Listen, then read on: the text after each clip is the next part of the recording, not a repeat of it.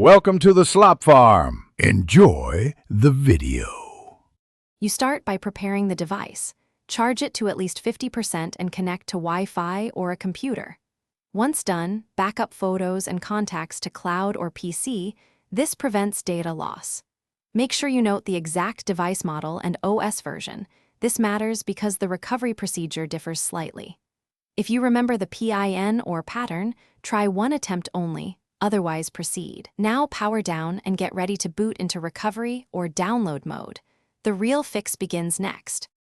You boot into recovery using the device-specific key combo, volume plus power or similar, and choose Wipe Cache Partition first, because it preserves data but clears lock remnants.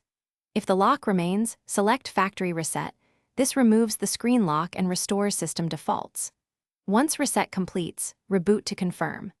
If the device still rejects access, connect to a PC and use the manufacturer's OEM tool to reflash stock firmware. This replaces corrupted system files.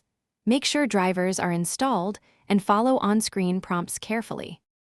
You finish by rebooting and restoring your backup, then set a new, memorable lock method and write recovery credentials down securely. If the device enters a boot loop, remain calm, reflash using the exact firmware matching model and region, then clear cache before rebooting.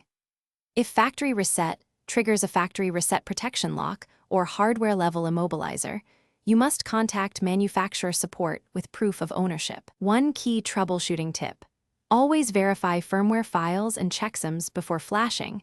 That prevents irreversible brick scenarios. Thanks for watching. Consider subscribing if we helped you today.